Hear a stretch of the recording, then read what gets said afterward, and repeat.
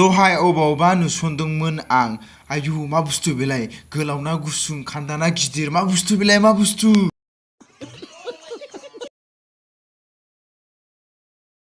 आरे हारामि थाब थाब खोन्थानांगौब्रा सलेबाय साला मा ससे बेलेग होयोलै आंलाय सानदों सोरबा सिख्लानि गन्थंआसो गनानै थालांबाय होननानै समझ रहे हो तो खुलुमबाय तो गिबियाव नोंथांमोननो गोजोन मोनाबिलि आरो गोजोन हरनि गाहाम हामलायनायखौ बयनिसिम जासिहरनाय थाबाय आरो लोगोसेनो दिनै बे गोदान भिडिअ नोंथांमोनखौ बरायनानै आंनि गोसो गोरबोनिफ्राय खुलुमनाय सिमखौ बयनिसिम जासिहरनाय थाबाय तो नोंथांमोना ससे भिडिअ टाइटेल थाम्बनेइलाव नायनानै मिथिखाबायानो जानो हागौ आरो लोगोसे पार्ट 1 थांखांखाबाय दायो पार्ट 2 माने आं दहाय पार्ट 1 जितु आं आपल'ड होबाय भिडिअ अब्ला आं सानबायमोन जे भिडिअ जेबो फैनाय नंला आं बिथांमोननाव सिरि जाबाय आदैमोना एसेबाबो बुजिबाय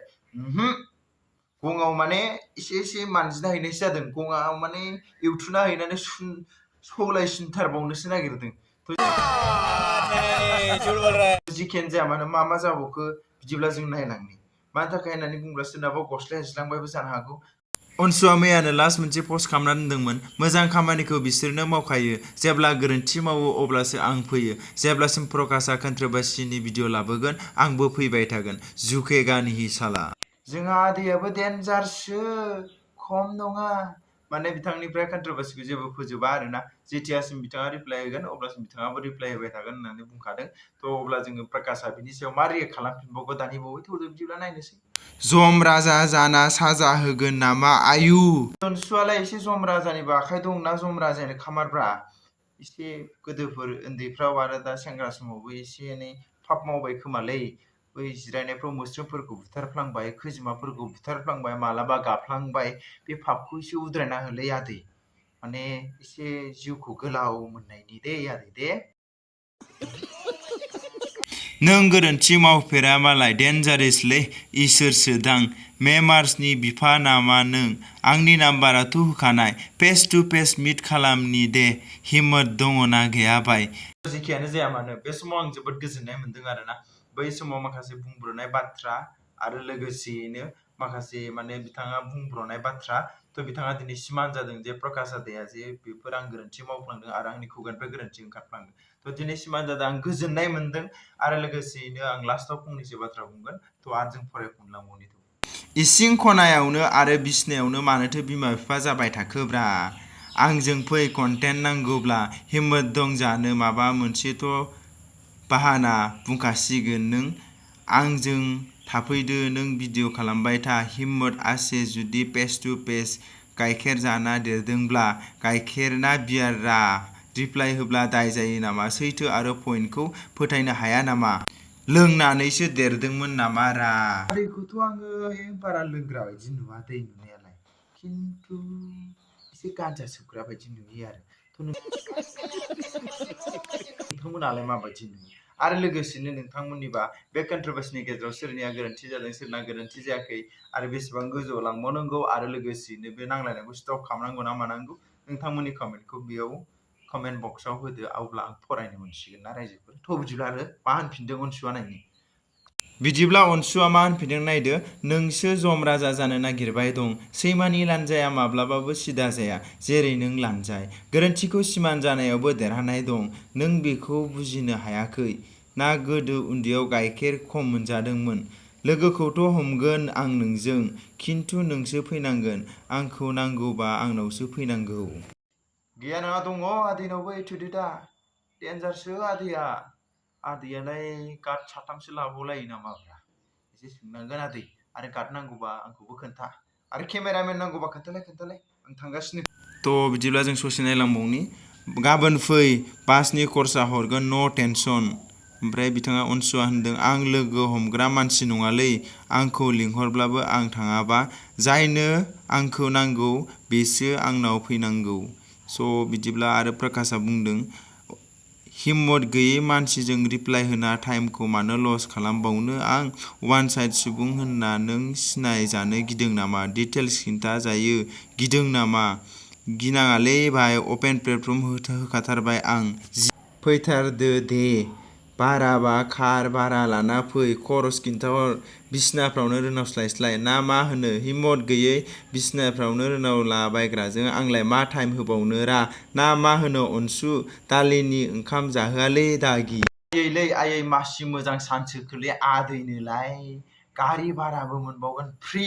आरो जुदि कार भारा लाङोबाबो फ्रि खरस हरबावगोन बिनि सायाव आरो बिथाङाथ' जाहोहरखागोन जेखि जायाबाबो दाउजों अनलाजों जाहोबाथ' बेस्ट बे अफारा जुदि आंनाव फैयोमोनबा थफ्लाखौ लानानै दहायनो थांबायमोन आङो क'क्राझार चले एक काम कर 200 रुपया दे और 50 रुपया काट ओवर एक्टिंग के वजह बिनि उनाव अनसुआ मा होनफिनखो मोननैबो पार्टिनि आं सेक्रेटारि नङा आं पार्टिनि बाथ्रा दालाबो वान साइडनि बाथ्रा फैया बे जाबाय नोंनि इउटुबनि बिफा नागिरनायनि बाथ्रा कन्ट्रभार्सि जाहैनायनि उनाव भिडिअ लाबोनायनि बाथ्रा आं वान साइड माबा साइडफोराव गैथारा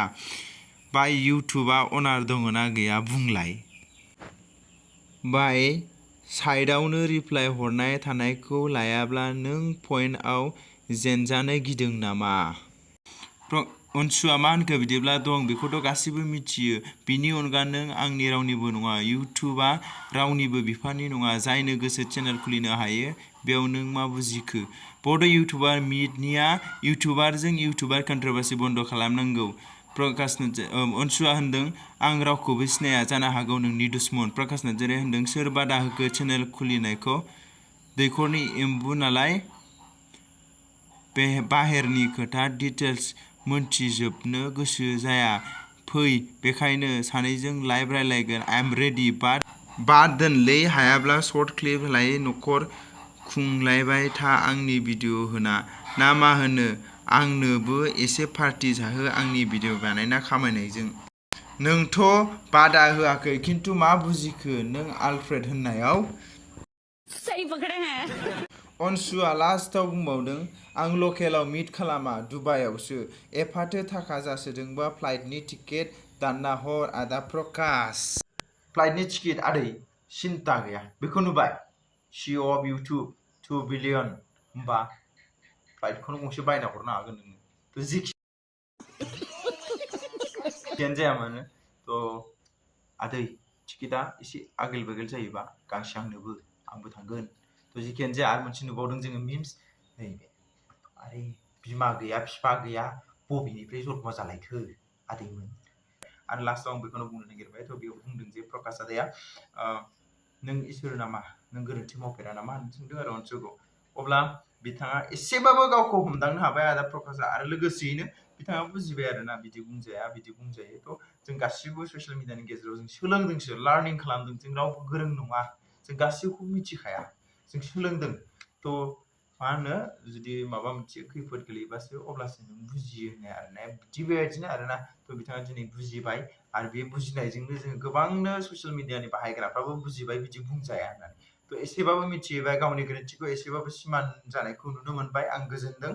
थ' मेम्बार्सनि मेन खामानिया मा अनसुनि मेन खामानियानो बेनोमोन जे बेनि थांखियानो बेनोमोन जे इउटुबा रावनिबो बिमा बिफानि नङा बे मोनसे ससियेल प्लेटफर्म आरो बेयाव गासिबो फैनानै बाहागो लाफैनो हायो आरो जायनो खुलिनानै गोसो जायो जायनो भिडिअ आपल'ड खालामो बेनो इउटुबार स' बास दायो जों गासिबो क्लियार जाबाय आं सानो अनसु बिथांनिफ्रायबो जेबो फैफिनलिया आरो लोगोसेनो बिथांमोना अपेन चेलेन्ज खालामदों जे प्रकाश बिथाङा जे बिथांखौ लिंहरदों जे फैनानै रायलायफै जुदि मा रायलायो आरो लोगोसेयैनो बिथाङा गावनि थांनाय फैनायनि खरसफोरखौ हरगोन होननानै डाइरेक्टलि बुंनानै लाखादों थ' थांनानै रायलायलायोबा खोब मोजांनि खोथा स'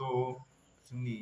बन्डिंआबो मोजां जानानै थायो नङा होमबा थ' जेखियानो जाया सोरनाव हिम्मत दं सोरनाव हिम्मत गैया सोर देरहायो सोर जेनो बे नोंसिनि खोथासै नाथाय आं लुबैयो नोंथांमोना एबारनिफ्राय जानांज्लायो फनजों आरो लोगोसेयैनो फेस टु फेस जायोबा साबसिन जागोन ससियेल मिडियानि गेजेराव जेबो जाया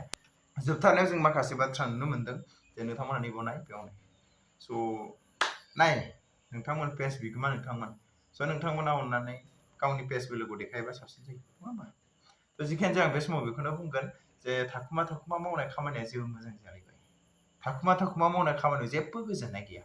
थ' जिखियानो जाया एसे ओंखारबो आरो लोगोसेनो आं बुंनो नागिरदों गोबांनो फेक एकाउन्ट लानानै आरो गोबां फेक एकाउन्ट खुलिदों बिथांमोननि नामजों बिथांनि फेन पेजनिया बैथांनिखौ गाज्रि मोननाया बैखौ खुलिदों आरो बिथांनिया बैखौ खुलिदों थ' बेफोर जोबनांगौ होननानै आं आसा खालामो आरो जोबगोन बेखौ आं मिजिंथिबाय थ' आरो लोगोसेनो आं लास्टाव बुंगोन प्रकाश आरो अनसु आदा नोंसोर सानैबो बिदायानो जागोन आंनि सोमोन्दोआव थ' आं लुबैयो जे नोंथांमोननि नांज्लायनाया बेखिनियावनो जोबफैयो स' बास दिनै भिडिअखौ एसेयावनो फोजोबबाय आरो लोगोसेनो पाब्लिकफ्रा मा लुबैयो नोंथांमोना नोंथांमोननि कमेन्टखौ एबा नोंथांमोना मा लुबैयो बेखौ कमेन्ट सेक्सनाव होदो स' बास दिनै भिडिअखौ एसेयावनो फोजोबबाय नोंथांमोना मोजां मोनदोंब्ला लाइक कमेन्ट शेयार खालाम आरो गोदानै फैदोंबा साबस्क्राइब खालाम स' सरि दायो रायजोफोर दिनै मोननै भिडिअ होबाय आरो नोंथांमोननि नेट पेकखौ आं खावसे जाबाय थ' बाय बाय